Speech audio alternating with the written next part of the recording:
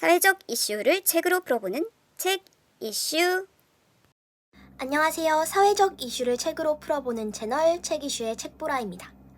일본은 이번 여름부터 후쿠시마 오염수를 하루에 125톤씩 방류하기로 했습니다. 10년 넘게 보관해온 130만 톤 이상의 원전 오염수를 앞으로 30년 동안 모두 바다에 버리겠다는 겁니다. 후쿠시마 오염수, 과연 얼마나 위험할까요? 후쿠시마에서는 어떤 일이 일어나고 있는 걸까요? 가타야마 나스코, 도쿄의 신문 기자인 그는 원전 폭발 사고 이후 9년 동안 사고 현장인 후쿠시마에서 직접 취재를 했는데요. 오늘은 그 이야기를 담은 책 최전선의 사람들을 소개해드리겠습니다. 2011년 3월 12일 후쿠시마 제1원전 1호기에서 폭발음과 함께 시커먼 연기가 하늘로 치솟았습니다. 이틀 뒤인 14일에는 3호기, 16일에는 4호기에서 수소 폭발이 일어났습니다.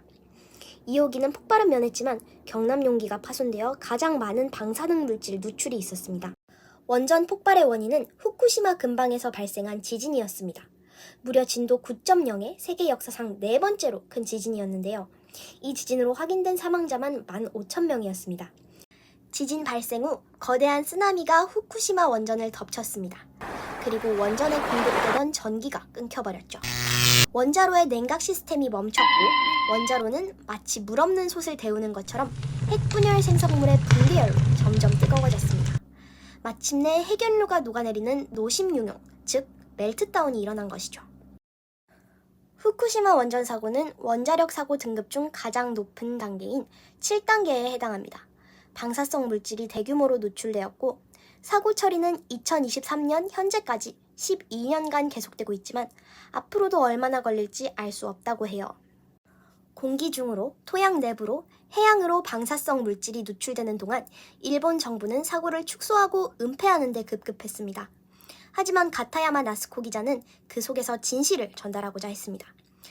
후쿠시마 현장 작업자들을 끈질기게 인터뷰하며 원전의 실상을 기록했어요. 책 최전선의 사람들은 일본 정부 도쿄전력의 공식 발표와 후쿠시마 현장의 상황이 얼마나 다른지를 계속 보여줍니다. 폭발 후 사고를 수습해야겠죠. 일본 정부는 줄곧 사고 수습의 기준을 냉온 정지라고 말했습니다. 냉온 정지란 원자로에서 방사성 물질이 새어나오지 않고 냉각수 온도가 100도 미만으로 내려간 안정 상태를 뜻합니다. 사고 당시 도쿄전력은 9개월 안에 냉온 정지에 도달한다는 계획을 발표합니다. 그리고 사고가 난 지 9달 후 일본 정부는 사고 수습 선언을 합니다. 사고가 1차적으로 수습됐다는 뜻이겠죠.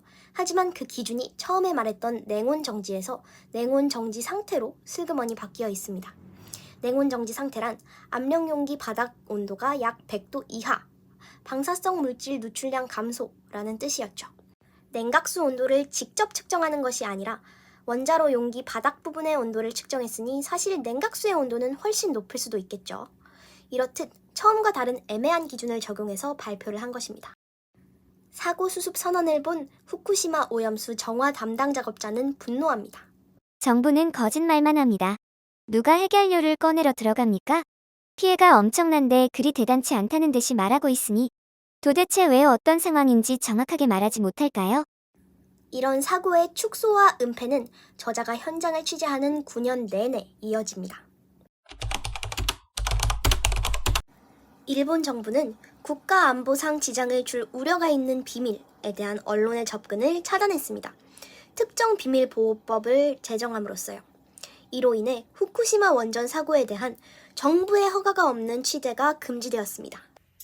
이후 일본의 세계 언론 자유 순위는 급격하게 추락합니다. 그러면 방사능 물질이 가득한 이 물이 어떻게 안전하다고 주장하는 걸까요? 바로 일본 정부와 도쿄전력이 신뢰하는 알프스 때문입니다. 알프스, 프랑스에서 만든 방사성 물질 제거 설비죠. 일본 정부는 알프스를 통해 오염수를 정화하고 다시 물로 희석해 바다로 내보내겠다고 하고 있어요. 과연 정말 믿을 만한 설비일까요? 알프스는 방사성 물질을 제거하는 공정을 통해 세슘을 비롯한 62가지 방사성 물질을 걸러낸다고 합니다.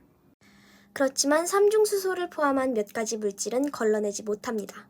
일본 정부와 도쿄전력은 방류되는 삼중수소가 인체에 무해하다고 주장하고 있지만 반대 의견도 있습니다. 미국의 생물학자인 티머시 무소 박사는 삼중수소가 식품 섭취를 통해 우리 몸속에 들어오면 다른 방사성 물질보다 오히려 인체에 더 해로울 수 있다고 말했습니다. 유전자 등에 손상을 미치는 정도가 세슘, 스트론튬보다 무려 2배에서 최대 6배까지 더 위험하다는 건데요. 하지만 이런 단점 이전에 62가지 물질을 걸러내는 기능조차 순조롭지 않았습니다. 가까스로 시운전한 새로운 정화 장치 알프스는 수시로 멈췄다. 그런 가운데 아베 총리는 후쿠시마 제1원전을 시찰한 후 도쿄전력에 기한을 확실히 정해 오염수를 정화할 것을 요청했다. 총리의 정치적 요구가 현장에서는 엄청난 시간적 압박으로 변했고 계속되는 작업량 재촉에 실수와 사고가 이어졌다고 하는데요. 여기서 눈여겨볼 내용은 알프스가 고장이 잦다는 겁니다. 이 책에 따르면 2017년에는 알프스에서 처리한 물에서도 최대 법령 기준치의 7배나 되는 요오드 129 등이 검출되었다고 해요. 이는 갑상선암을 일으키는 강력한 발암 물질입니다. 또 2018년 8월에는 알프스 처리 후에도 삼중수소 이외에 다른 방사성 물질이 잔류한다는 사실이 밝혀졌다고 합니다. 그 물질들은 대부분 인체에 치명적인 것들이고요. 또 그해 9월에는 탱크에 보관 중인 오염수 가운데 80%가 넘는 75만 톤이 충분히 정화되지 않았다는 결과가 나왔습니다. 방사성 물질이 다량 잔존해 있었던 것이죠. 이런 내용을 보면 지금 방류하겠다는 후쿠시마 오염수가 정화되어 안전하다는 주장을 그냥 믿는 것은 무모해 보입니다. 물론 알프스보다 성능이 좋다는 캐나다의 SPU가 있지만 일본 정부는 값이 싼 알프스를 선택합니다. 처음 원전 폭발이 있었을 때도 냉각 시스템이 정지했을 때 바로 해수를 주입시키는 방법을 쓰지 않고 하루 동안 원자로를 끓어오르도록 방치한 것도 바닷물을 넣으면 비싼 원전을 못 쓰게 될까봐 망설였기 때문입니다. 그야말로 온 세상에 줄 피해보다 돈을 지키는 것이 더 중요하다는 태도 아닐까요? 사고 현장을 취재한 지 8년차 되는 해에 그는 인후암 진단을 받습니다. 최전선의 사람들은 사고를 축소하고 은폐하는 데 급급한 일본 정부, 해결된 게 하나도 없지만 점차 사고의 악몽을 잊어가는 국민들, 목숨이 경각에 달았음에도 어떻게든 사고를 수습하려 하는 작업자들의 얼굴을 교차해서 보여줍니다. 특히 재난의 최전선에서 마치 일회용처럼 쓰이고 버려지는 노동자들의 현실을 철저히 기록함으로써 그간 뉴스로만 접했던 원전 사고를 작업자 한 명 한 명의 얼굴로 생생히 살려내고 있습니다. 이 책은 단순히 후쿠시마 원전 사고를 일으킨 도쿄전력과 일본의 잘못과 무책임을 넘어 오늘날 우리가 어떤 이들의 희생과 바꾼 전기에너지를 사용하고 있는지 질문합니다. 이상으로 책 최전선의 사람들에 대한 소개를 마치겠습니다.